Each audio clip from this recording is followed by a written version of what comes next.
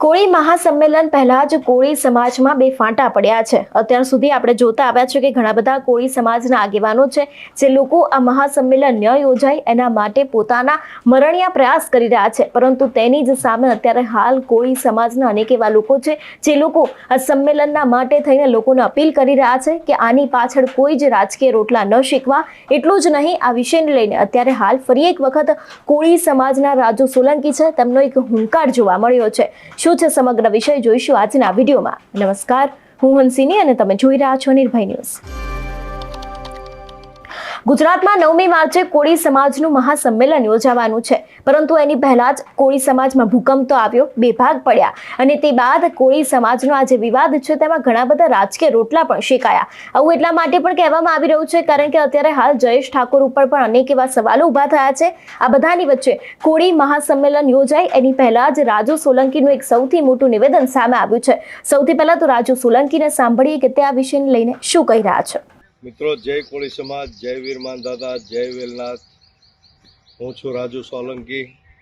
મિત્રો, આગામી તારીખ 9/3/2025ના રોજ જે મહાસંમેલન થવા જઈ રહ્યું છે, સમગ્ર ગુજરાત અને સમગ્ર ભારત દેશના કોળી સમાજ અને ઠાકોર સમાજના લોકોને આ મહાસંમેલનની અંદર ઉપસ્થિત રહેવા અને કોળી સમાજ ઉપર જે થતા અન્યાય અને અત્યાચારો, વર્ષોથી થતા અન્યાય અને અત્યાચારોની સામે લડવા માટે, કોળી સમાજ અને ઠાકોર સમાજના હક અને અધિકાર માટે, કોળી સમાજના ઉપર થતા જુલમો માટે તારીખ 9મીના રોજ મહાસંમેલનનું જે આયોજન થવા જઈ રહ્યું છે, આમાં ખૂબ જ મોટી સંખ્યામાં કોળી અને ઠાકોર સમાજના લોકોને, યુવાનોને, વડીલોને, આગેવાનોને, મહિલાઓને ખૂબ મોટી સંખ્યામાં ઉપસ્થિત રહેવા માટે મારી નમ્ર વિનંતી છે અને ભાવભર્યું નિમંત્રણ છે। મિત્રો, આ સંમેલન માત્ર ને માત્ર સામાજિક સંમેલન હોય, કોઈ પણ પ્રકારની રાજકીય બાબત, રાજકીય ચર્ચા કે રાજકીય એજન્ડા આ સંમેલનની અંદર નથી।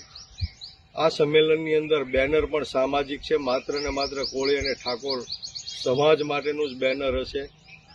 આ મંચ ઉપરથી કોળી અને ઠાકોર સમાજના વિકાસ માટેની, કોળી સમાજ અને ઠાકોર સમાજના ઉત્થાનની, પ્રગતિની, વિકાસની જ વાતો થવાની છે।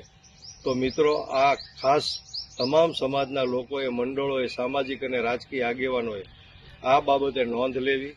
બીજી વાત એ મિત્રો કે ભૂતકાળમાં આ મુદ્દાને લઈ અને જે ઘનશ્યામભાઈ રાજપરા છે એનો પીડિત પરિવાર છે, એની હત્યા થઈ ત્યારથી લઈને આજ સુધી ઘણા બધા સમાજના લોકો, રાજકીય અને સામાજિક આગેવાનો જે વિવિધ પાર્ટીમાં હોય, સમાજના હોય, તે લોકોએ તન, મન અને ધનથી આ લડાઈમાં મદદ કરી છે, સપોર્ટ કર્યો છે।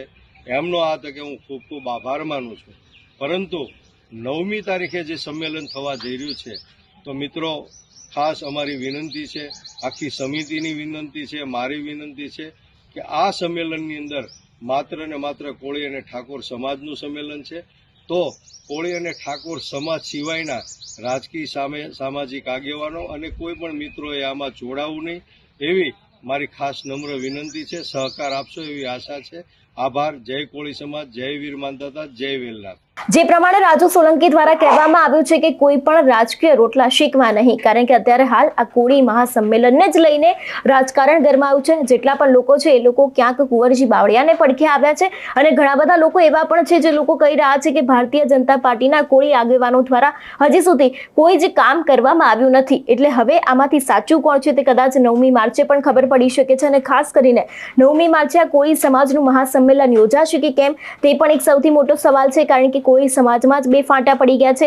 એક તરફ બાકી બધા લોકો જાય છે ને બીજી બાજુ કોળી મહાસંમેલન ન યોજાય એ બાજુ પણ મરણિયા પ્રયાસ કરવામાં આવી રહ્યા છે। એટલે ખાસ કરીને 9મી માર્ચની જે આ તારીખ છે તે ખૂબ જ જરૂરી રહેવાની છે કે કોળી સંમેલન યોજાય છે કે નહીં યોજાતું। તમારું શું માનવું છે આ વિષયને લઈને અમને કમેન્ટ કરીને ચોક્કસ જણાવજો। તેની સાથે જ મારી ચેનલ નિર્ભય ન્યૂઝને લાઇક, શેર અને સબસ્ક્રાઇબ કરવાનું ભૂલશો નહીં। નમસ્કાર।